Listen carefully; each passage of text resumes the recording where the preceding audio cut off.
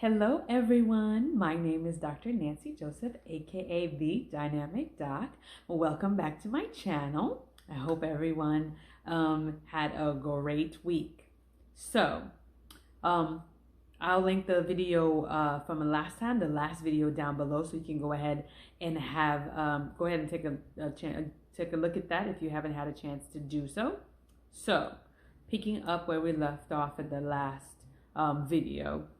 So I just accepted the post-baccalaureate program at Ohio University College of Osteopathic Medicine. So the post-baccalaureate program, though, was out of Ohio University. And so the dilemma, though, is that I'm currently at that time in a 2-week vacation in Haiti. And at that time, it was at the end of July. And I had to move to Ohio by the beginning of September. So then that gave me a mere, really 6 weeks from then, but by the time I finished my 2-week vacation, it was really going to be a month to move. So finished my family vacation, I get to Brooklyn, which is where I was staying now, and now I have to figure out, where to stay, how, what the apartment. And again, I was financially restricted. So also trying to figure out, that put a limitation on where I can go. It put a limit on where I can go because I couldn't pay like first and last month's rent or anything like that. So not having anyone in Ohio as far as family or friend at the time, I had to pick an apartment sight unseen. And so I looked over in the internet and found an apartment complex. And at the time, mind you, I had, graduated from college, and I had stayed in dorms or college housing the entire time that I was in college. And so I didn't have any furniture or anything like that. So when I moved to Brooklyn, it was just kind of my essential things. So packing that up, I just packed that all up into my car. So packing that up wasn't a big deal because I had an SUV.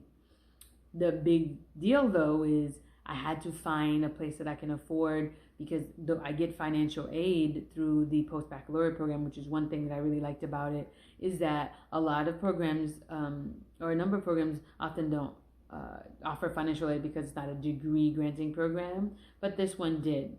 But again, I still had a budget. And because I didn't have any furniture, I had to get a furnished apartment. So I looked over the internet, found this apartment, called them. I was like, hey, listen, looked at this apartment, looks great, that type of thing. And they're just like, you know what?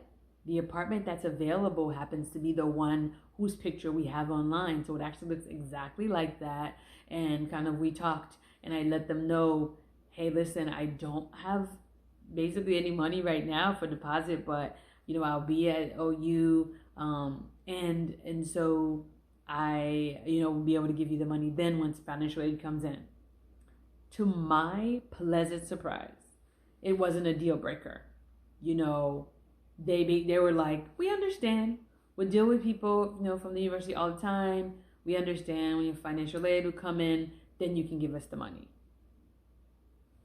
I was like, oh, yes. So that was like, okay, fill out the application or whatever else I needed to do. And so then it was all about, packing my stuff. This all happened, I feel like within a week or less. I packed my bags, put all my stuff in my car, and early morning headed out to Ohio. The interesting part is, at that time, as I mentioned before, I was not employed at the time. Because I didn't have employment, here I am heading to Ohio, and I only have, I believe, about $100 in my bank account. So all I have is $100 to my name and a whole lot of faith. So it's just a faith move. I was like, okay. So I went driving to Ohio, that's all I had. So when I got there, mind you, this is my first not on campus housing. Like this is my first apartment that's not on campus. So there's a couple of things that I learned that I didn't know. So I go there. I get there, actually the lady was messaging me or contact, while I was on the road, and of course hit, traffic in DC coming from New York to go to Ohio. The problem is, because I hit traffic, the office was going to be closed when I got there. And here I am with all my stuff packed in my car. And the lady was like, listen, our office will be closed. What time do you think you'll get there? So, to my, again, pleasant surprise, she was like, okay, you know what? I'll leave the key under the mat. You can go ahead and move in, get your stuff in, and then the next morning, we'll handle the paperwork. I mean, look at God. I was like, oh my gosh. Of course, you're on the road, you're hoping that, that actually happens and everything happens as planned. So I finally get to Ohio, like early evening. Still daylight outside. I get there. I look under the mat. Sure enough, it was the key for the apartment. Open the apartment door.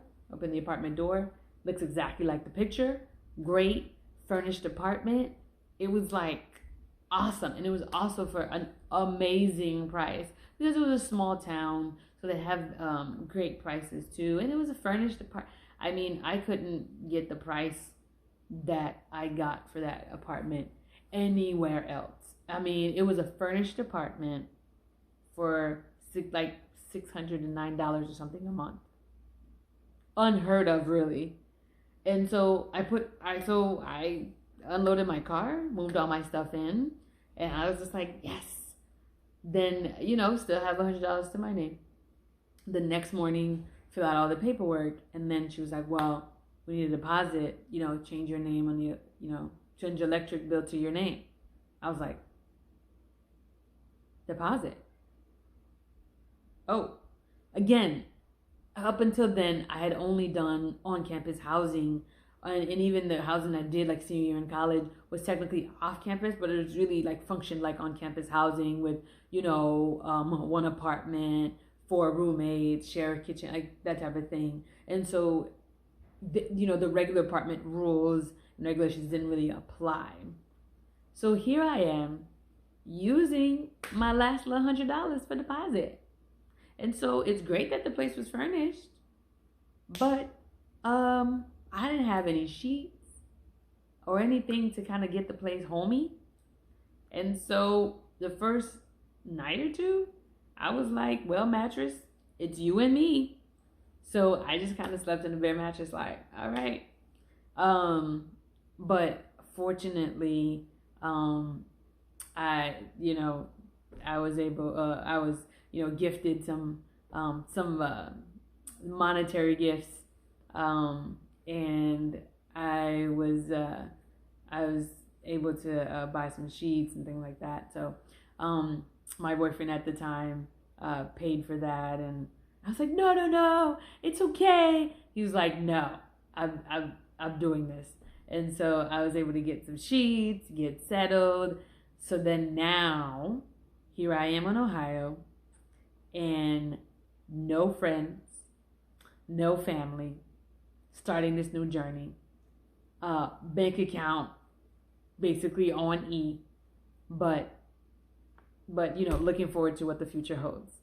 So stay tuned to the next video where I'll talk about my journey in the post-baccalaureate program and transitioning to Ohio, and just kind of the peaks and valleys and the trials and triumphs that ensued during my 1 year time in the post-baccalaureate program. So stay tuned.